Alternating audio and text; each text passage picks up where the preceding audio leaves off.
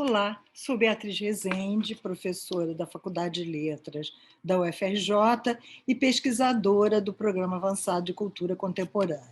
Estou coordenando esse webinário que já vai começar, Literatura e Feminismo, Criação, Crítica e Teoria. Esse evento é promovido pelo Programa Avançado de Cultura Contemporânea, o PAC UFRJ, pelo Laboratório de Teorias e Práticas Feministas, também ligado ao PAC, e pelo Programa de Pós-Graduação em Ciência da Literatura da Faculdade de Letras. Nós contamos para a realização desse webinário com o importante apoio da FAPERJ, a Fundação de Amparo à Pesquisa do Rio de Janeiro. E o que queremos com isso? Queremos botar em debate, em articulação, em conversa, a escrita ficcional, poética, crítica ou teórica, vendo essa escrita como uma forma de articular uma relação com a linguagem que seja ao mesmo tempo radical e mesmo dissidente. O que é inédito nesse nosso encontro é justamente colocarmos em debate, trocando experiências e conversas, essas militantes feministas, as teóricas, as críticas e as escritoras brasileiras contemporâneas que se dedicam à prosa de ficção. Nós contamos na organização do evento com o apoio do Mulheres Criando e tudo será traduzido para Libras, para a língua de sinais. Nossa primeira mesa, com que vamos abrir, tem uma convidada muito especial, que é a Maria Galindo. A Maria Galindo é uma militante anarcofeminista na Bolívia, psicóloga, cofundadora do coletivo Mulheres Criando, que é também criadora de performance, intervenções urbanas, roteirista e diretora. É autora de livros fundamentais para as nossas pesquisas, que são Ninguna Mulher Nasce para Puta, de 2007, Perrito Mágico, de 2016, e A Despatriarcar. A Maria Galindo vai estar conversando com as professoras Luciana de Leone e Mariana Patrício. As duas são professoras da pós-graduação em Ciência da Literatura e são as coordenadoras desse laboratório de teorias e práticas feministas, também ligado ao PAC. Durante essa conversa, nós vamos contar com a tradução da Julieta Boedo. Então, Maria Galindo, muito, muito obrigada por estar aqui participando conosco, e eu passo, então, para Mariana, Luciana e Maria Galindo. Muito obrigada a todos que estão participando do evento. Maria, um prazer imenso estar com você. Queria lembrar a quem está assistindo que pode fazer as perguntas pelo chat, que a gente vai receber as perguntas e, ao final, a Maria vai respondê-las dentro do possível. Se tiver realmente 1000 pessoas, talvez não dê para responder a todas, mas a maioria sim. Tá? Maria, prazer de novo. Muito obrigada por ter aceitado estar com a gente aqui. Muitíssimas graças. Muitíssimo obrigado a vocês, à universidade, pelo convite. Para mim é uma alegria, para mim é uma honra que vocês tenham me convidado.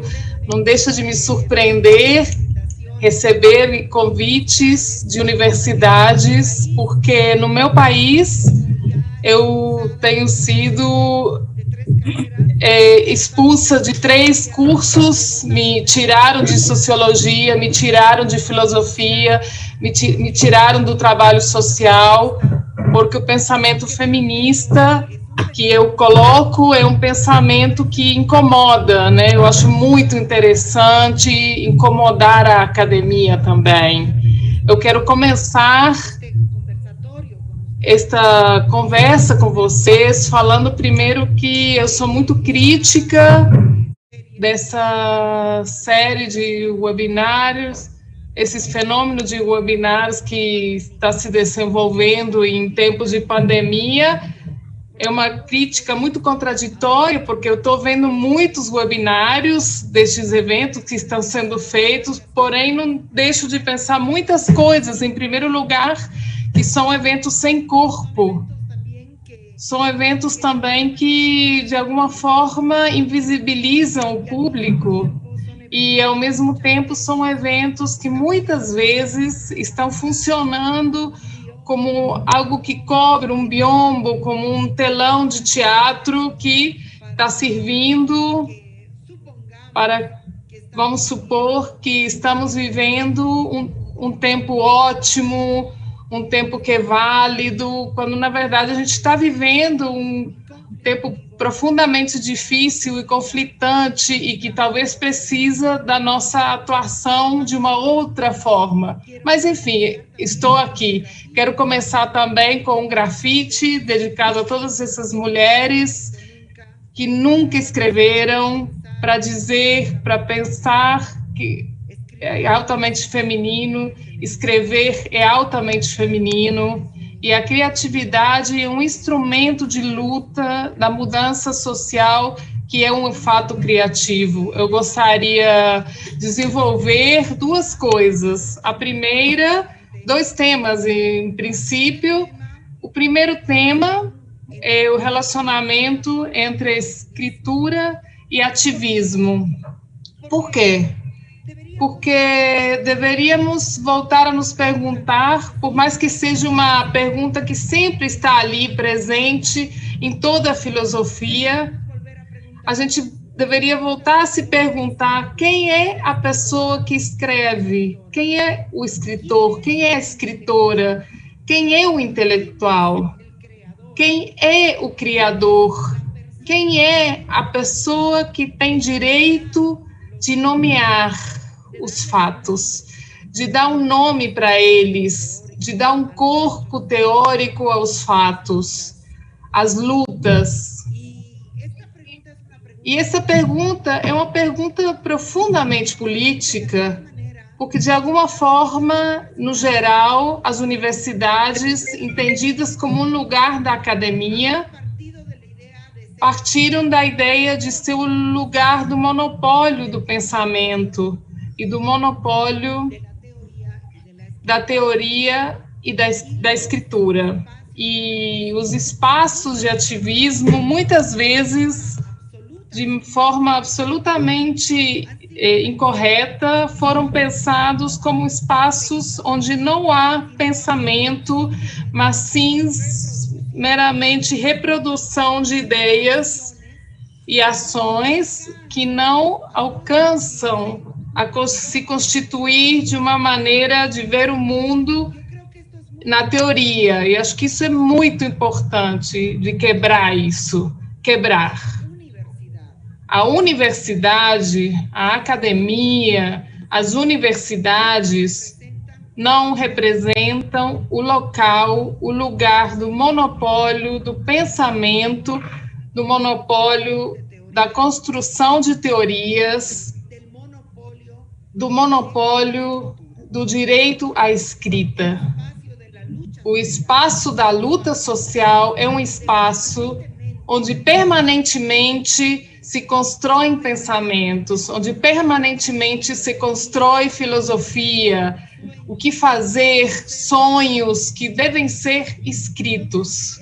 Então, essa é uma primeira reflexão geral que eu queria fazer, que tem a ver com a postura que a gente tem quanto à escrita e respeito ao papel e quem é o intelectual. A gente volta à postura de Gramsci, que também se faz essa pergunta e nos diz: todos somos intelectuais, todas somos intelectuais, todos somos intelectuais.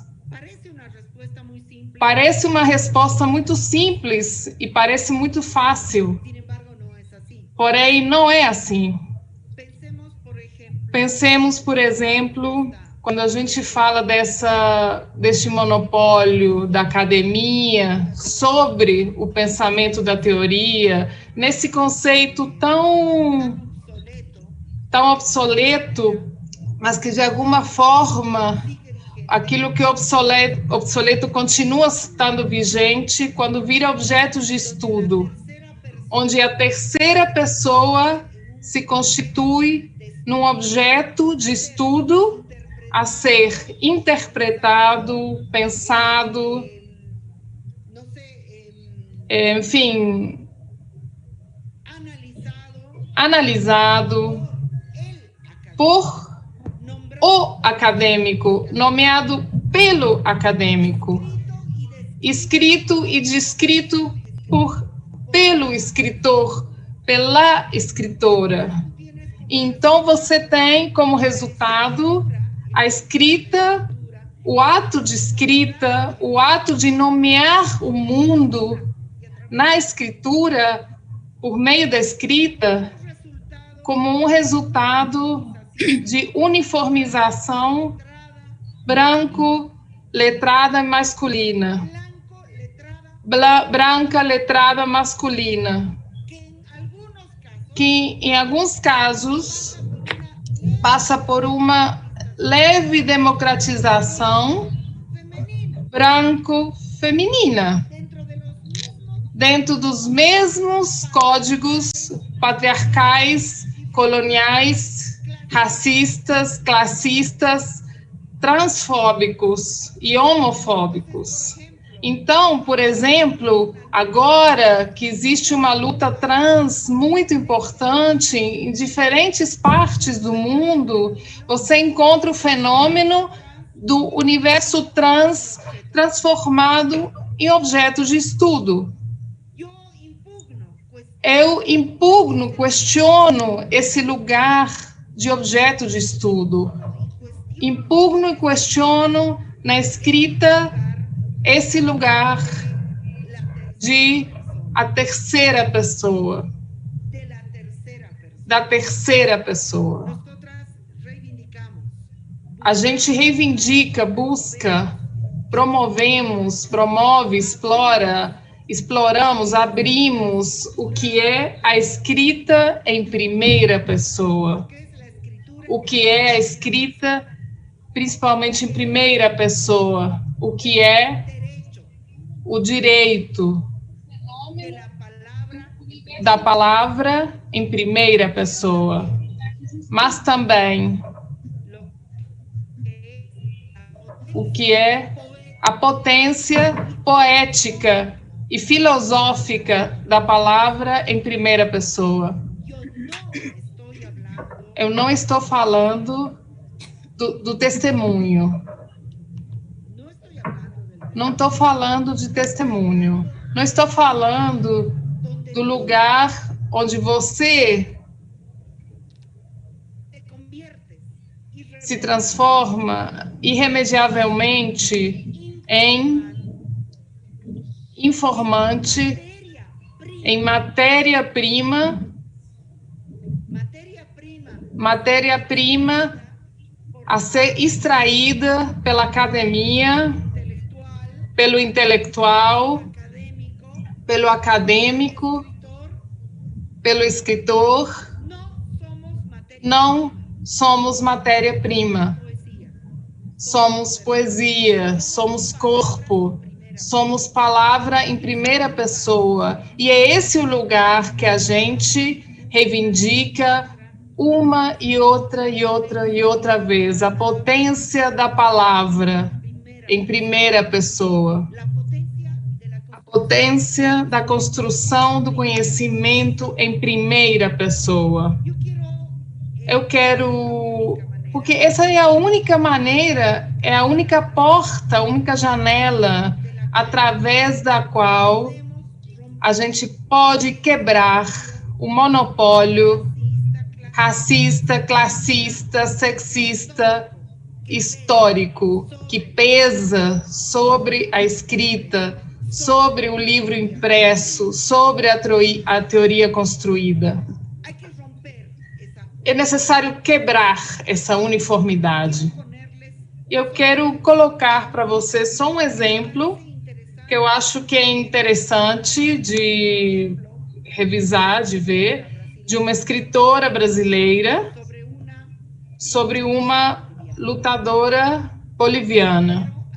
Eu estou me referindo ao livro, se me permitirem falar, escrito por Noema Viesser como autora, mas relatado como testemunho por, não entendi o nome, que foi uma mulher dona de casa mineira, nas minas de Bolívia, nos anos 70, no garimpo, que desenvolveu uma luta muito interessante. O que aconteceu com esse livro? É um livro cheio de contradições, é um livro belíssimo, maravilhoso.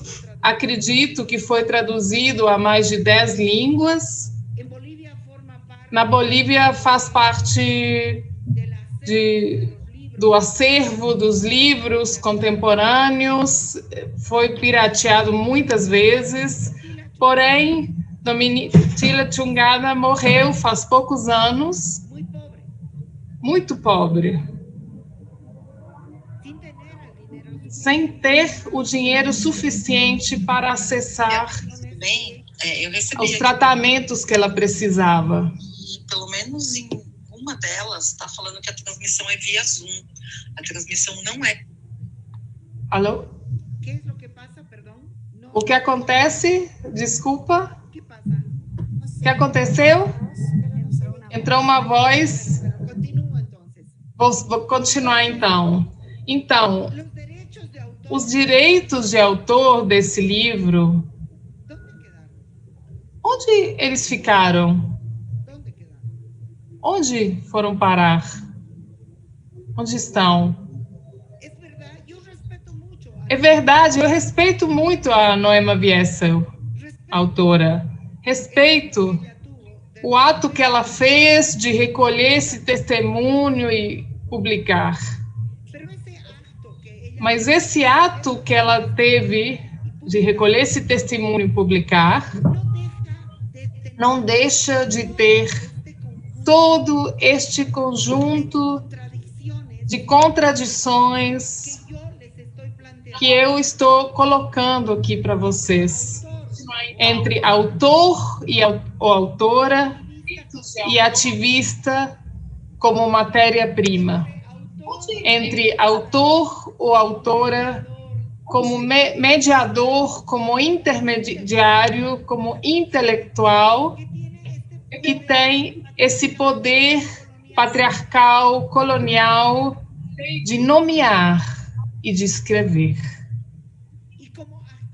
E como ativista que é tirado, desvestido dessa potência da palavra em primeira pessoa. É uma relação historicamente muito trágica, porque provavelmente se Noema Viesser não tivesse escrito esse livro, em muitas partes do mundo não teria sido conhecida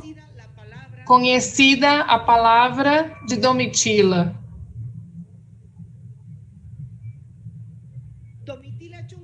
Domitila Chungara representa esse lugar do mutismo, que de alguma forma enuncia em seu livro, pode falar o subalterno. O subalterno pode falar. No entanto, eu acredito que o problema central não é a capacidade do subalterno de falar.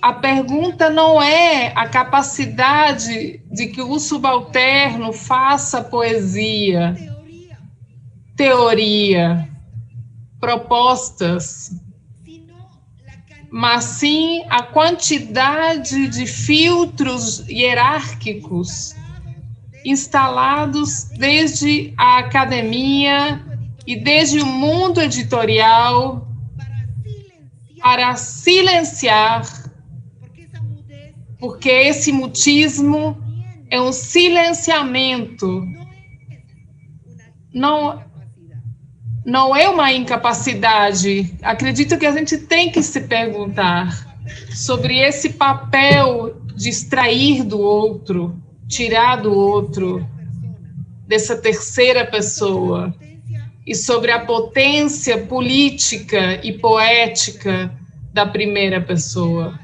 Eu gostaria de deixar a intervenção aqui, gostaria ouvir reações, perguntas, comentários, enfim, deixo com vocês. María, muchísimas gracias, primero. Muito obrigada, Maria. Para nós, o convite foi totalmente de propósito, porque esta provocação, para mim, tem um texto que, no livro A Virgem dos Desejos, onde se diz algo como que o problema da academia é que ela tem que encontrar seus próprios problemas, no lugar de estar sempre olhando o problema dos outros. E eu insisto muito no laboratório de teorias e práticas feministas, que além de ver exemplos lá fora, a gente tem que ver qual que é a nossa militância interna. O que podemos fazer para que a academia mude, para que deixe de se pensar em seu lugar omnipotente. E isso um pouco pela gente, né, mesma que somos docentes, professoras na academia, e pelos nossos alunos, que precisam que eles se sintam acolhidos e não expulsos nos saberes que eles já trazem. Porque a universidade, por outro lado, mudou o público, principalmente no Brasil, nos últimos anos. Deixou de ser esse lugar elitista, não a partir de... Claro que se pensa como elitista, mas entram pessoas muito variadas que se sentem expulsos, como os nossos próprios alunos dizem. A universidade expulsa os próprios alunos. Então, é muito importante para nós te ouvir, provocando esses questionamentos, de certa forma, para dar corpo à própria universidade. Eu também odeio essa forma, o webinar, porque agora me dizem que tem um monte de gente agradecendo, te ouvir, e a gente sente falta dos alunos, né? Que era um momento onde os corpos se encontravam e agora não estão. Por isso eu acho que o desafio é mulheres criando e nenhum outro coletivo feminista que não seja um objeto, que não vire um objeto, que seja algo, talvez uma inspiração que traga um movimento para a gente também. E eu adicionaria, além do silenciamento, que a academia opera,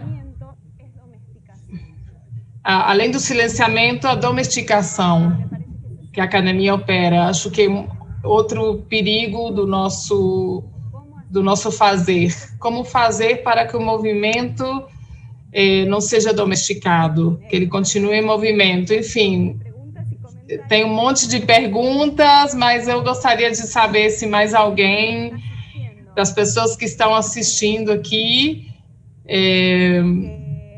se tem alguma pergunta. Eu vou começar com uma minha, e aí vou pegar toda essa problemática. A primeira seria essa. Você já passou por várias universidades, você passou pela academia, a academia te expulsou, e a gente sabe que as mudanças que a academia tem que fazer são infinitos. Se você tivesse que pensar em uma mudança imediata e concreta, que pudesse ser realizada numa sala de aula, o que você pensaria? Bueno, yo quisiera comentar en realidad todo lo que tú has dicho, Gostaria de comentar tudo que você falou. É verdade que Mujeres Creando já faz muitos anos se foi transformando num objeto de estudo, especialmente da Academia Europeia. Então, a gente recebe constantemente solicitações para dar entrevistas, e a gente decidiu cobrar $50 a hora por contribuir com a nossa informação para a academia, porque a gente precisa se manter o nosso trabalho político. Mas a relação é extremamente arrogante, é uma arrogância. A Universidade de Pittsburgh comprou tudo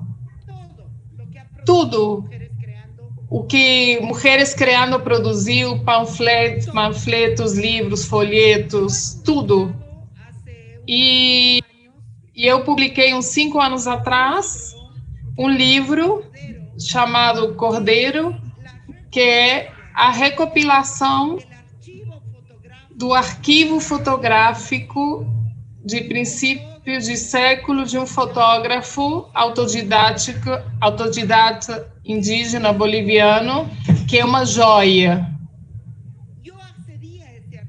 Eu tive acesso a esse arquivo por um relacionamento muito de novela com um dos descendentes do fotógrafo, que se dedicava a guardar e ordenar todo esse material do seu avô. Quando a gente estava no processo de impressão, eu publiquei esse livro com uma editorial importante que se chama Turner. A gente pagou muito bem, inclusive, o dono, o herdeiro dessas fotos. Porém, nesse processo, a Universidade de Houston tinha comprado tudo, o arquivo Cordeiro, todas as placas de vídeo. E eles proibiam a gente de publicar o livro. A gente teve que demonstrar para a Universidade de Houston que a gente tinha iniciado a pesquisa e a publicação antes de que eles comprarem os materiais. Eu não estou falando de uma relação banal. Não estou falando de uma relação banal. As universidades dos centros hegemônicos imperiais do mundo vão comprando e absorvendo de maneira permanente o conhecimento que se produz nos movimentos, nas populações, nos setores, nas comunidades. E depois, eles não devolvem esse conhecimento. Ou, se devolverem, eles devolvem alienado daquele que o produziu. Estamos falando, eu quero que fique muito claro, estamos falando de um problema político, teórico e filosófico. Não estamos falando de uma banalidade. Eu fui expulsa como professora de 3 cursos da universidade pública. Eu jamais ensinaria numa universidade privada. Eu fui expulsa de 3 cursos. No entanto, eu acredito que é importante o processo que está acontecendo com as nossas universidades públicas. Por exemplo, na Bolívia, o que você fala, a universidade pública é um lugar que foi tomado pelos setores populares. E é um lugar que foi tomado pelas mulheres. Os 51% da população universitária nas universidades públicas bolivianas está composto por mulheres. Quando eu dava as minhas aulas, eu entrava na sala de aula e perguntava: A metade eram mulheres. Quantas de vocês são filhas de mulheres profissionais? Nenhuma. Quantas de vocês são filhas de mulheres analfabetas? E tinha uma porcentagem. Quantas de vocês são filhas de mulheres que não obtiveram o 2º grau, o ensino médio? Isso eram todas. Então, há um pulo aí. Mas o que acontece? Primeiro, eu não acredito que isso seja resolvido em sala de aula. Eu tentei resolver isso em sala de aula e acabei ficando fora, mas eu acredito que há uns elementos. Primeiro, a bibliografia e a metodologia e todo essa construção das universidades que eu conheço, latino-americanas, que são muitas, é uma bibliografia eurocêntrica, também em ciências sociais, também nesses departamentos de estudo de gênero que não terminam de me convencer de forma alguma. Não se leem outras autoras, não se discutem outras autoras, não se convida outras autoras. Eu respeito muito Judith Butler, mas Judith Butler veio ao nosso continente 10 mil milhões de vezes, porque a gente sente que tem que ler ela, mas não há um intercâmbio.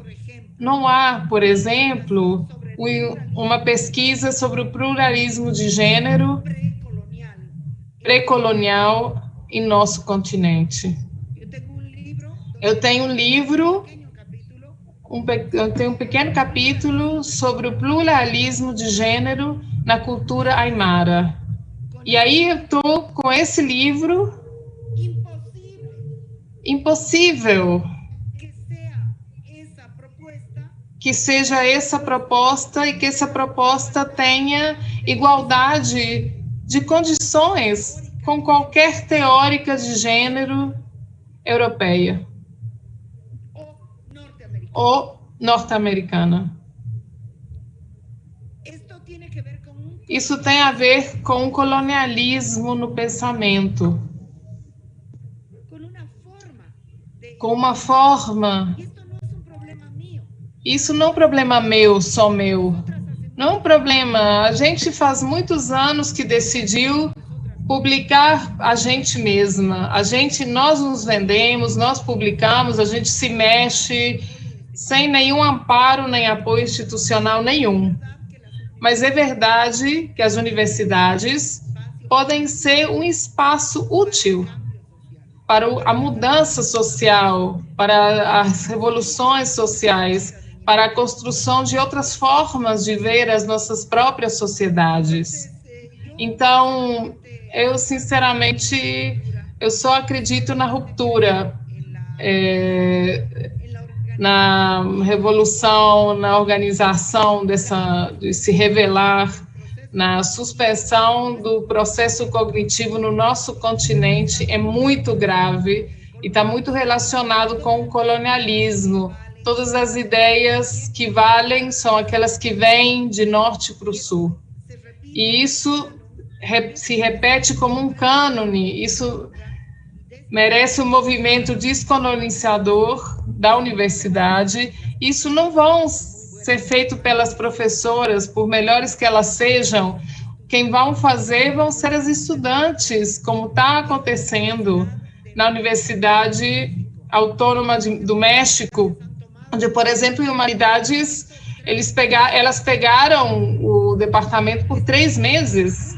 Isso é realmente muito importante. Como estamos estudando o corpo na medicina, estamos estudando com os manuais franceses do século XX. E esses manuais franceses do corpo, da anatomia do corpo do século XX, são anatomia do corpo masculino e o corpo das mulheres por diferença e por analogia, e acabou por aí. O tratamento que a gente está tendo na pandemia tem muito a ver com a mesma coisa. Eu lembro uma compilação que foi publicada na Argentina que chamava Sopa de Wuhan, sobre a pandemia. Estavam presentes Zizek, o Preciado, Butler, enfim, o filósofo coreano. E de Latinoamérica tinham incluído, por coincidência, 2 textos. Um texto meu de um colega uruguaio e pronto.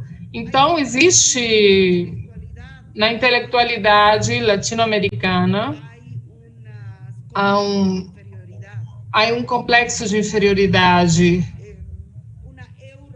Existe uma euroreferencialidade muito forte.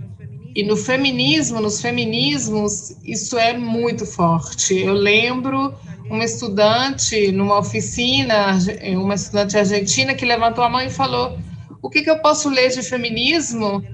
Na minha faculdade, na Universidade de Buenos Aires, eu só achei Silvia Frederici. Eu conheço a Silvia, a respeito, eu gosto dela, mas é muito grave que o único livro de feminismo do seu curso seja Silvia Frederici, que ela seja a única autora que uma jovem argentina possa nomear, citar. Bom, eu terminei. Eu gosto de me estender um pouco, vou tentar de responder mais curto. Eu queria fazer uma pergunta. Na verdade, tenho 2 e tenho que ver se tem mais aqui. Tem uma pergunta que tem a ver com a minha, que é da Maria Santos. Ela fala: a norma faz parte do mundo. Não há como fugir da norma. Contudo, minha pergunta é como borrar essa norma na pesquisa, na escrita. E a pergunta da Maria é um pouco parecida com a minha. Quando você disse no começo, né, da contradição, um momento de contradição que a gente vive em relação à universidade. E que é isso, apesar das críticas, a gente vai encontrando espaços de encontro e também de ruptura, né? De pensar como é essa relação, como é que a gente sabe se habitando essa contradição, se a gente está cedendo à norma, como pergunta a Maria, ou se a gente está, na verdade, conseguindo romper com ela. Como é que você pensa aí?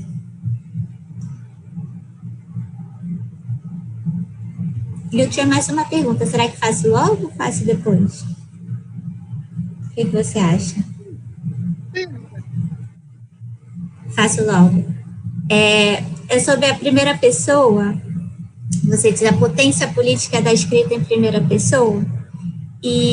Mas eu lembrei do seu livro que eu adoro, que é O Espirri do Mágico, em que você critica também esses estereótipos de gênero, né? No caso, você fala mais da Bolívia, mas às vezes a gente também, escrevendo em primeira pessoa, também tem que enfrentar esses estereótipos, né? Quando a gente escreve na primeira pessoa, essa primeira pessoa também já é conformada um pouco pela norma, pelo poder. Então, como é que é para você? Como que você pensa essa escrita em primeira pessoa nesse enfrentamento com esses estereótipos que, em alguma medida, nos formam? São essas. Bueno, empiezo con Norma Santos, la pregunta sobre la norma e a pergunta sobre a norma e sobre a pesquisa. Não estou de acordo, Norma. Agradeço por você ter perguntado, mas eu fiz várias pesquisas na minha vida e continuarei fazendo muitas mais. Eu acredito que se tem alguma coisa que é importante na pesquisa, em ciências sociais, em literatura, em história, é o momento da criatividade.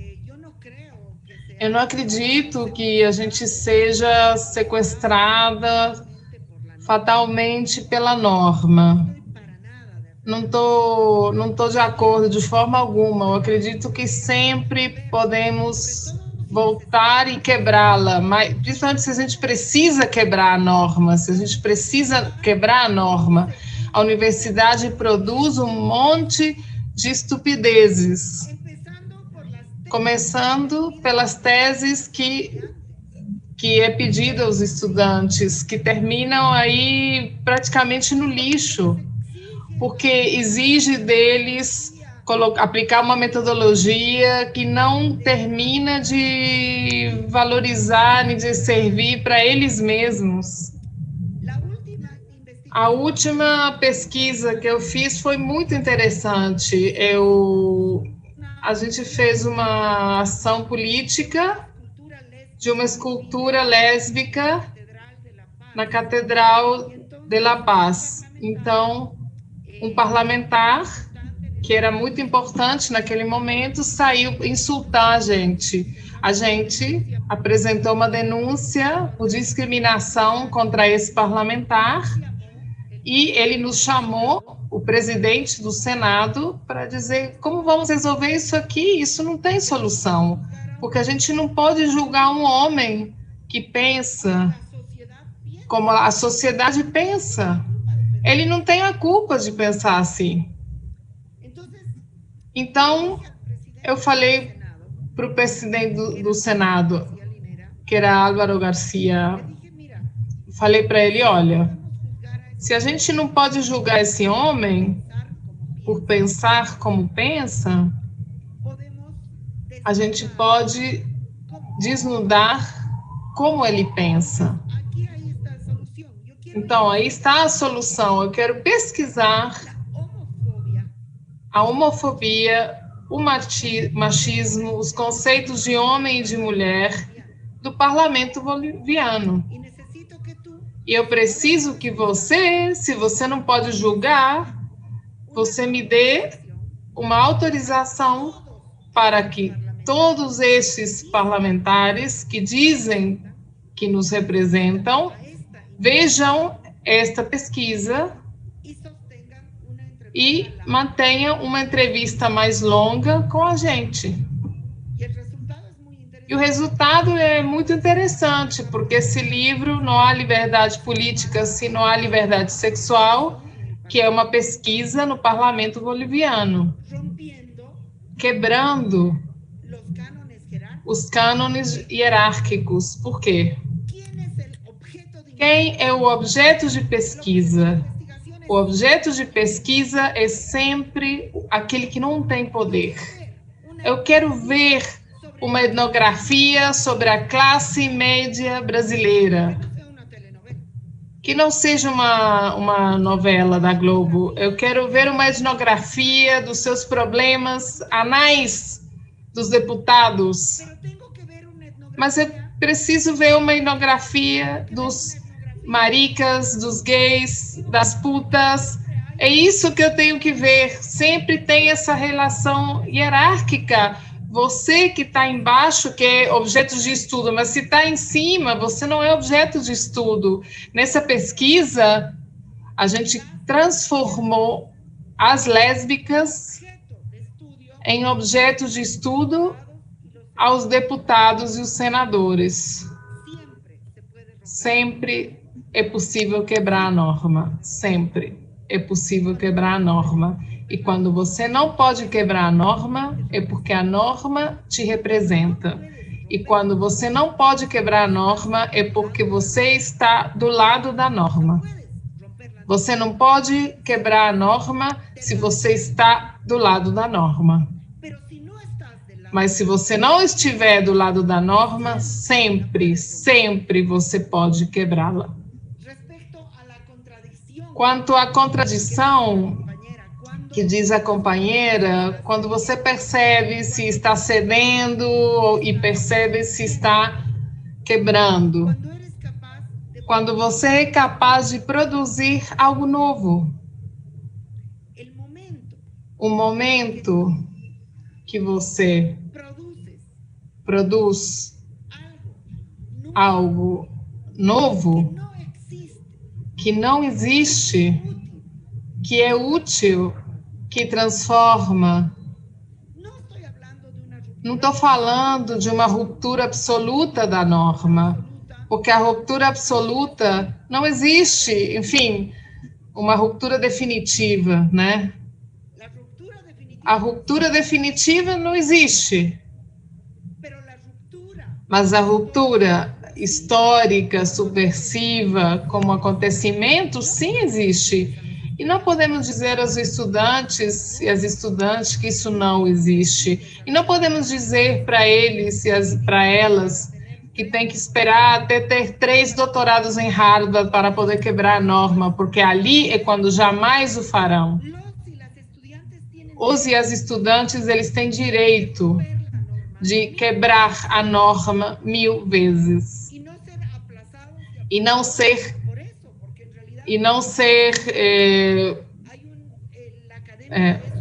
a academia é um aparato disciplinar nos termos nos que colocava Foucault. E a ruptura da norma é castigada com uma nota ruim, com reprovações. Não podemos deixar que eles reprovem por isso, e a gente sabe disso. A terceira pergunta, não entendi, mas não pelo idioma, é que não entendo o que você está querendo dizer. Aí, se você pudesse repetir a pergunta da primeira pessoa, não entendi. Vou repetir. Está me ouvindo? Explicar, não repetir, explicar. Sim, explicar. É porque quando você fala da força política da primeira pessoa na escrita, né? Eu queria entender um pouco mais esse seu ponto de vista, porque pensando no seu livro,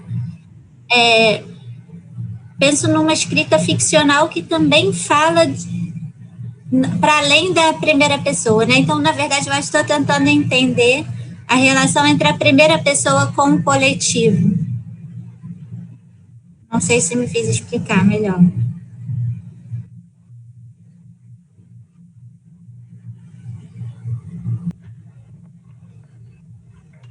Olha, algumas das perguntas, né, que foram encaminhadas aqui pela plataforma, elas pedem que citem outras obras, falem de outros autores, pensadores, ativistas, e talvez vocês pudessem resolver um pouco, ajudar com essas citações. Eu acho que é bem importante, né?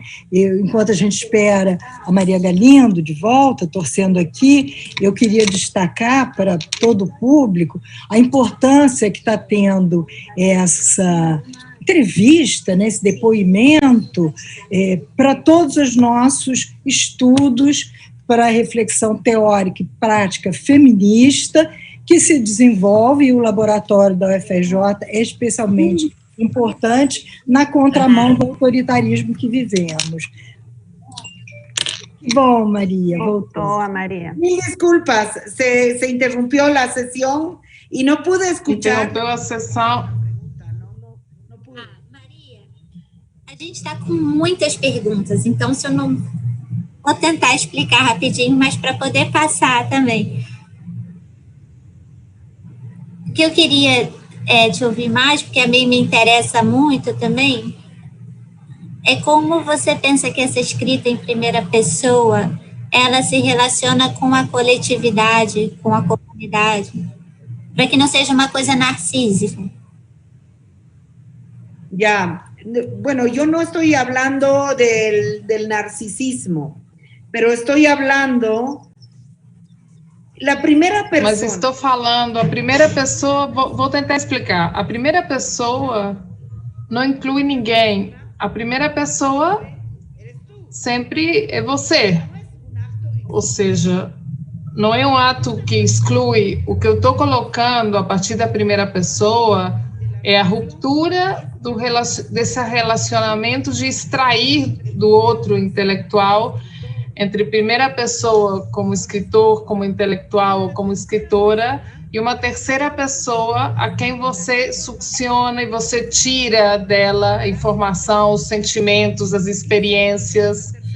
E essa terceira pessoa ela se transforma em matéria-prima, o que acontece permanentemente. Eu vou colocar um exemplo, que eu acho que mundialmente é muito interessante, sobre a filosofia da primeira pessoa, que não tem a ver com o narcisismo, é um texto mundialmente muito premiado, que é o texto de Onque, de Paul Preciado.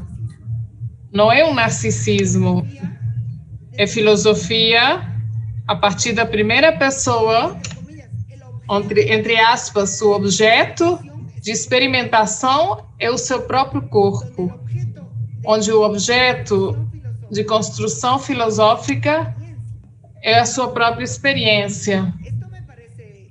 Isso eu acho que um dos pontos mais altos. Pertence a uma...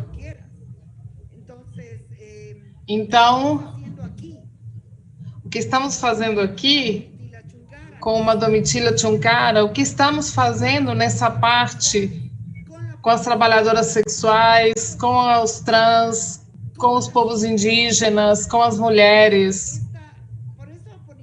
Por isso, eu colocava esse exemplo da pesquisa com o parlamento boliviano, onde essa relação hierárquica, onde nunca você está... Não estou falando da primeira... Onde você está... onde você está em questão. A gente tem muitas perguntas mesmo. Lu, você lê aqui no documento? Voy a intentar filtrar y hacer varias juntas para que María también pueda responder mezclado si es necesario. Bárbara Matias quiere que hable... Bárbara Matias, ela gostaria que você falasse mais sobre a importância e a escolha da linguagem do grafite. Qual é o impacto que tem para vocês na comunidade e por que escolher o grafite e por que outros suportes em outros momentos. Eu tenho também essa curiosidade de todas as diferentes linguagens que você mesma utiliza, a partir da pesquisa, o grafite, a direção audiovisual, que eu adoro o trabalho audiovisual que você faz, porque se você tem um que seja o que você mais gosta, se tem um deles, e falar um pouco disso, como você escolhe uma linguagem? E outra das perguntas fala sobre o complexo, esse lugar de insuficiência colocado para as mulheres, né, principalmente. E essa pergunta, como sair, se tem alguma estratégia para escapar um pouco dessa etiqueta da insuficiência das mulheres, tão geral, né, para o pensamento, para a política, etc. Bom, essas, depois eu faço mais algumas, se der tempo. Perfeito, a primeira, sobre as linguagens, como escolher qual linguagem. Olha, é algo complicado, eu faço rádio todos os dias, então estou metida na linguagem radiofônica, que é um outro código, então as linguagens que a gente usa tem muito a ver, e digo nós, porque a gente é um coletivo, tem muito a ver com uma sede de história, uma sede com uma espécie de conexão com a sociedade muito forte. A gente não está lá em cima, não sei aonde, mas a gente está com uma conexão muito forte com a sociedade. E para manter, para esquentar, refrescar, essa conexão com a sociedade, é que as linguagens diferentes são muito úteis, porque uma sociedade, o que chega a um tipo de grupo não chega em outro, e não chega a um outro tipo de grupo. Então, nesse sentido, vamos combinando permanentemente as linguagens. Agora, a questão do grafite é uma questão muito bonita, porque, olha, produzir audiovisual é algo que é bastante caro, muito dinheiro, e também precisa de um processo de produção muito complexo.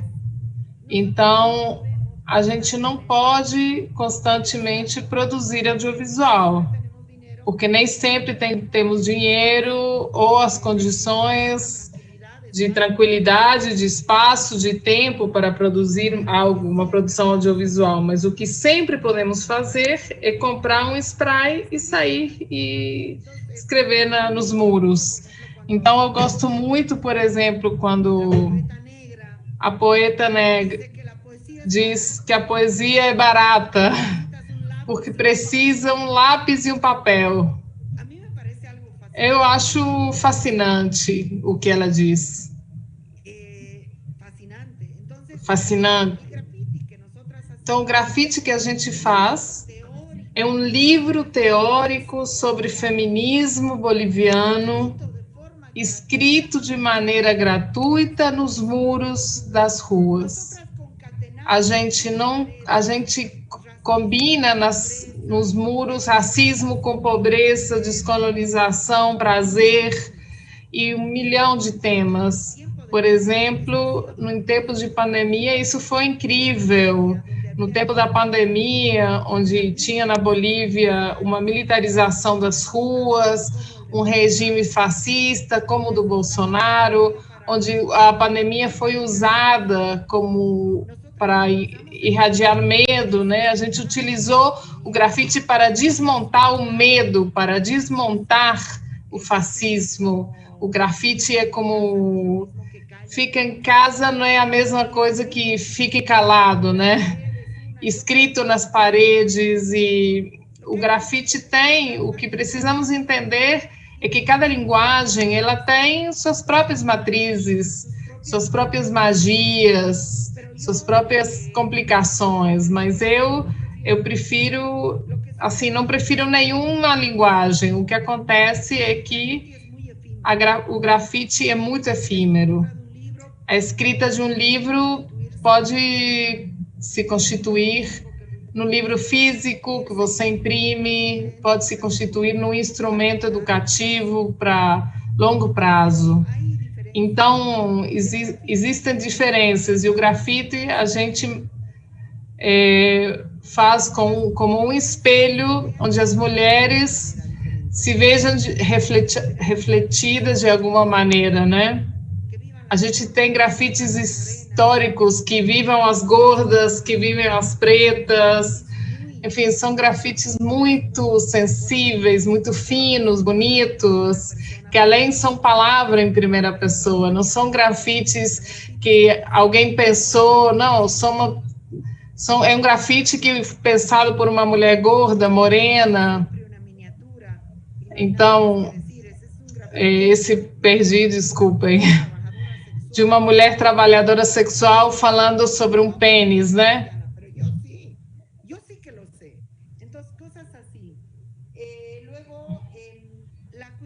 Depois, quanto à questão da insuficiência, olha, Camila, eu falo que isso é um tesouro. Você nunca não perca isso. A nossa força não é a força em código patriarcal machista. A nossa vulnerabilidade, nossa insuficiência, nossa chamada insuficiência, nosso sentimento de estar sempre como, o que acontece, o que está rolando, como fora de lugar. Isso é um lugar poético, histórico, potente, que não podemos abandonar. Eu gosto muito, trabalho muito, entrevistando no rádio mulheres que sofrem violência machista. E também homens, que elas denunciam os homens, então o homem está ali e ela também está, eu falo com o homem, falo com ela também. Quando falo com o homem denunciado por violência de gênero, esse homem está sempre muito certo e ele se justifica, é que ela não cozinha bem, é que ela não me entende, é que eu preciso o meu tempo. E quando eu falo com essa mulher, ela sempre diz, eu não sei o que acontece comigo, o que eu estou fazendo errado, eu não sei, eu não tenho... Isso em termos de uma sociedade capitalista, produtivista, que vende que a segurança é muito importante, é um defeito. Eu quero dizer que a gente tem que construir a sociedade das fracas, a sociedade das defeituosas, a sociedade das gagas, a sociedade das pessoas sempre dispostas a nos perguntar: eu não estou bem, o que acontece comigo? De se voltar para você mesmo. Eu acredito que esse lugar não podemos deixá-lo. Precisamos experimentar esse lugar como um local válido, fecundo para ser explorado.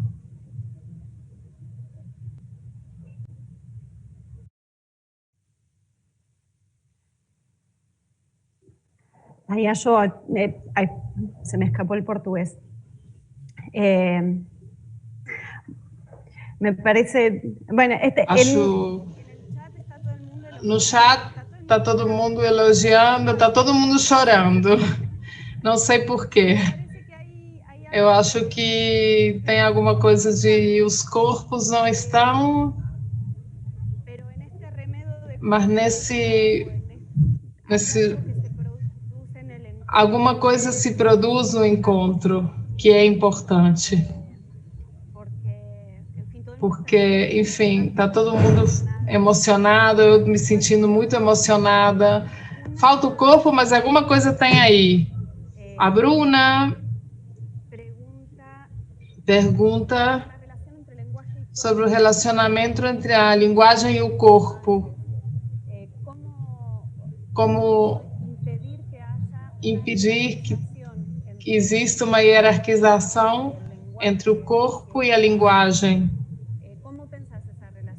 Como você pensa essa relação entre corpo e linguagem? Bom, eu me dedico muito mesmo, de maneira cotidiana, a experimentar com essa relação, a experimentar com o feio, com o insulto. A sociedade me ajuda muito, né? Porque me insulta continuamente, então eu também sou um campo de experimentação para mim mesma. Eu, pessoalmente, estou convencida que o corpo é linguagem. O corpo é linguagem. Linguagem não sempre é corpo, mas o corpo sempre é linguagem. O corpo sempre é linguagem. E as feministas e o planeta, isso a gente entendeu em níveis muito profundos, porque onde eu reconheço uma luta feminista é quando há corpo, onde esse corpo está se colocando como lugar político, onde esse corpo está se colocando, porque se você coloca o corpo como lugar político, você está de antemão reconhecendo o caráter de linguagem do corpo. Então, se tem alguma coisa que caracteriza as lutas patriarcais, é que são lutas sem corpo. São lutas sem corpo. Então, isso é o que eu diria em termos bem básicos.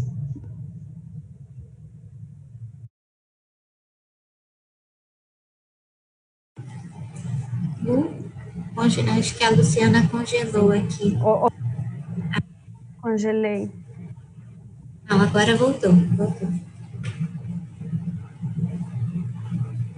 Yo les propongo que No, podamos... creo que sí, Si hay más preguntas, que podamos... Se tiver mais pergunta, que a gente pode escolher umas 2 ou 3 para fazer um encerramento.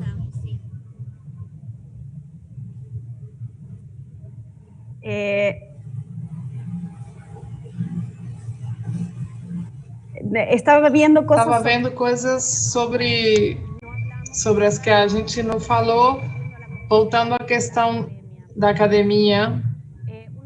Uma das perguntas é sobre a ideia do descolonial, do feminismo descolonial ou decolonial. E uma das perguntas da Dirica Madeira é como pensar, porque o próprio conceito do decolonial é um conceito que poderíamos pensar como olhar, como colonial ele mesmo, né? Se temos como sair dele, pergunta a Drica. E Gláucia pergunta como... Vou procurar aqui a pergunta.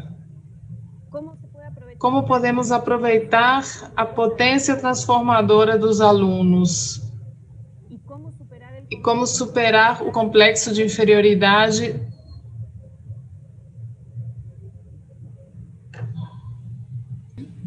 Bom, Maria, eu acho que são essas duas e tem mais uma da Vivi, que é como pensar nossas microformas, nossas revoluções, nossas uniões,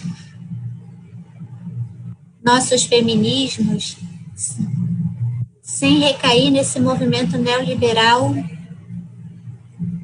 de vendas de produtos e publicizar a si mesmas.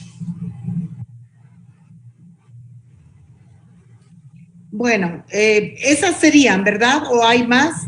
Bom, essas seriam. Tem mais alguma?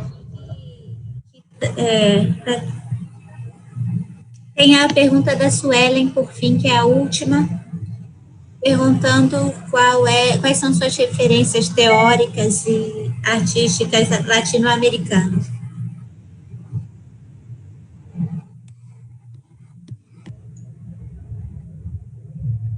Bueno, la primera pregunta sobre... Bom, a primeira pergunta sobre a questão decolonial e descolonização, eu quero dizer que eu estou absolutamente convencida que este tempo de pandemia nos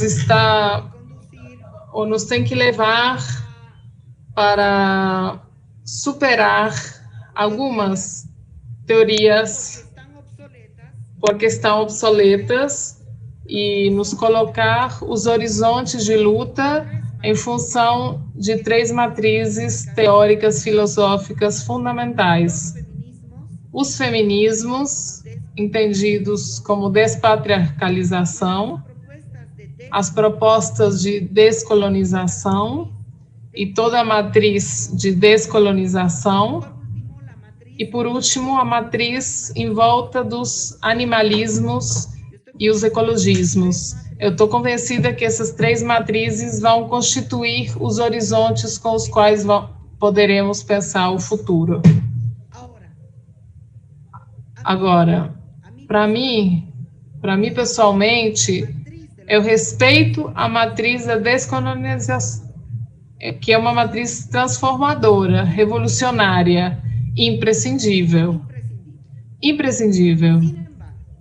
No entanto, jamais, eu não uso, sempre me batizam como feminista decolonial, mas eu não uso a categoria decolonial. Porque ninguém entende. Ninguém das minhas interlocuções, eu trabalho num contexto social, num contexto histórico e preciso e busco de ser entendida, compreendida pelo contexto no qual trabalho. E a palavra decolonial ninguém entende. É uma palavra acadêmica para a academia. Ponto. A palavra descolonização é mais compreensível. É mais compreensível. A partir do compreensível, né? Do conhecimento popular. Do conhecimento, que acho que é uma diferença que é importante para mim. Agora bem, também existe exatamente o fenômeno no interior da matriz da descolonização, existe um fenômeno acadêmico de uma espécie de retorno da academia norte-americana, de retorno de teoria decolonial absorvida das lutas sociais, processada filosoficamente e devolvida de uma maneira incompreensível. Isso existe, e eu repugno isso, com certeza. Isso não significa que eu, por exemplo, eu acho que Quijano é imprescindível, ele é imprescindível. E eu respeito profundamente. Como Frantz Fanon também é um imprescindível. Se você lê, mas se você lê, você entende perfeitamente bem, muito claro, ele está escrevendo para a Revolução Histórica, a qual ele presenciou, e a partir dela, e essa linguagem, isso você sente.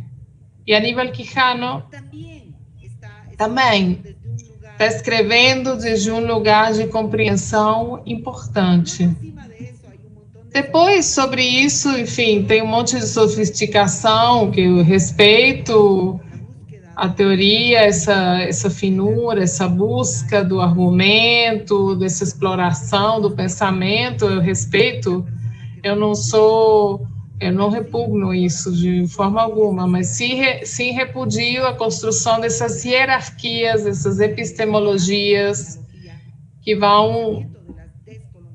O pensamento das descolonizações é um pensamento subalterno, nascido do pessoal de baixo. Portanto, precisa permanecer como soberania dos cidades de baixo. Depois, aproveitar a potência transformadora dos alunos. Eu vou ser muito ruim na resposta, muito má. Eu vi os professores e as professoras o tempo inteiro usando essa potência, os professores e as professoras transformados em abutres que chupam esse sangue. Na Bolívia, na universidade pública, os estudantes populares, as estudantes populares se transformam na matéria-prima dos professores e das professoras, que absorvem e coisificam isso. Se transforma muitas vezes, é uma coisa que está acontecendo, a ideia do estudante que descreve Dostoiévski em Crime e Castigo, o estudante que tem fome, a estudante que tem fome e que vende seu conhecimento, se transforma numa matéria-prima rapidamente, numa exportação, numa explotação por parte dos pesquisadores, que precisam, pessoas que façam o trabalho que os grandes não querem fazer, não estão dispostos a fazer, eles já não querem sair na rua para pesquisar, então empurram os estudantes para fazer esses trabalhos por muito pouco dinheiro para que façam esse trabalho. E relações de autoria do conhecimento totalmente injustas. Isso eu vejo isso todo dia, então eu não falaria de aproveitar, falaria de potencializar, de reconhecer a potência criativa dos e das estudantes. Um pouco o que a Luciana falava, não? A universidade pode ser um lugar de domesticação ou não. Ou não. Isso sem endeusar os estudantes de forma alguma. Isso não é fazer um mito dos e das estudantes, de forma alguma.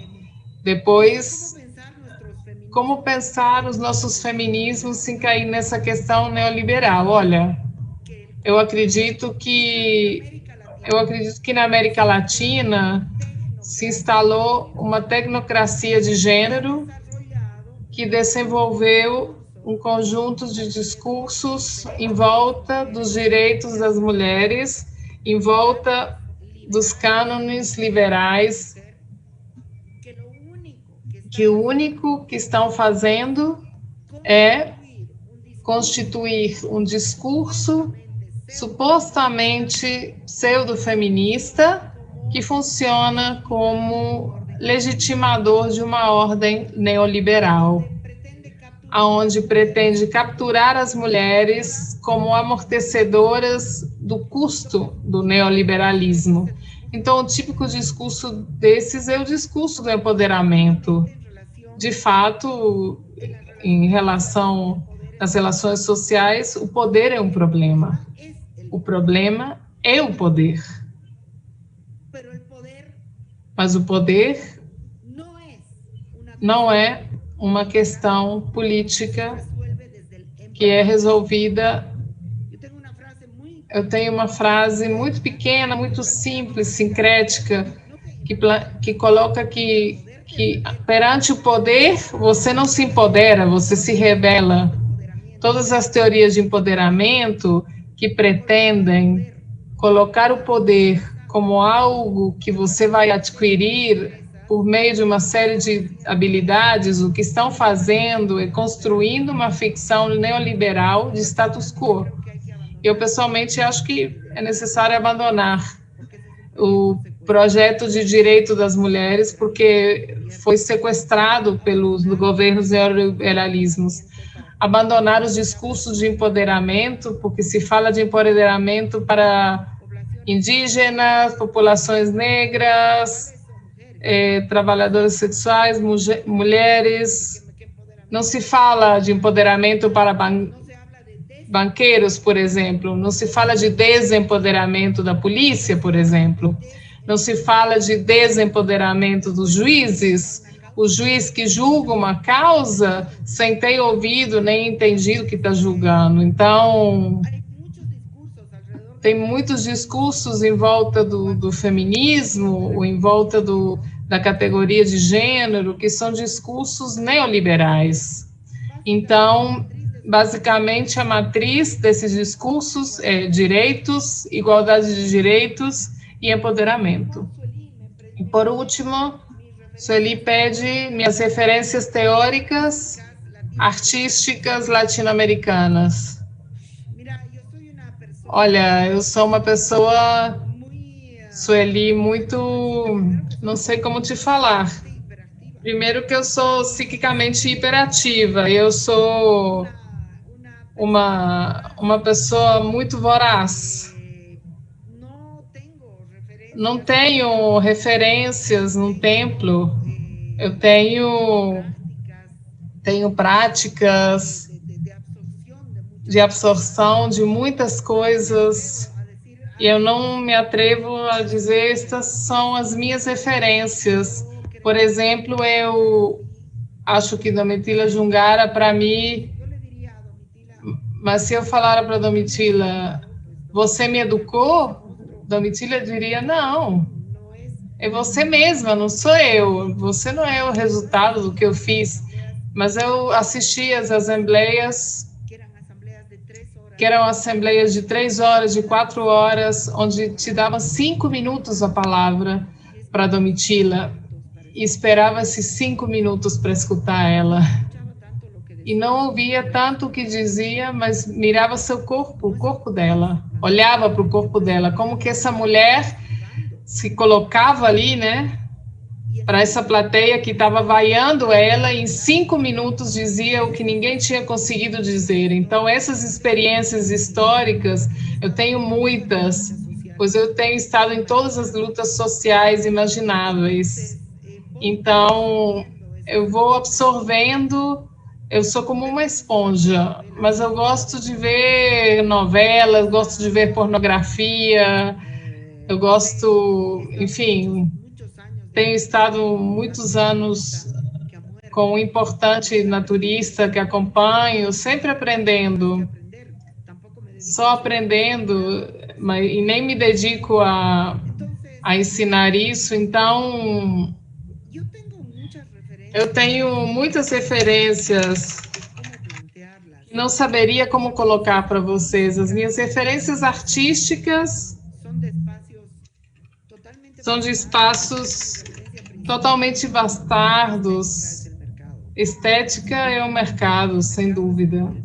É o mercado, é minha referência estética mais importante na sociedade boliviana, mas também me diverte muito como se trastoca a cultura popular. É uma grande aula para mim, onde eu simplesmente aprendo e volto a aprender.